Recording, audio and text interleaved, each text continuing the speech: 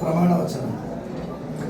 ಎ.ಕೆ.ಎಂ. ಅಶ್ರಫಿ ಎಂಬ ಹೆಸರಿನವನಾದ ನಾನು ವಿಧಾನಸಭೆ ಅಭ್ಯರ್ಥಿಯಾಗಿ ನಾಮನಿರ್ದೇಶನಗೊಂಡ ನಂತರ ದೇವರ ಹೆಸರಿನಲ್ಲಿ ಪ್ರಮಾಣ ವಚನ ಸ್ವೀಕರಿಸುತ್ತೇನೆ.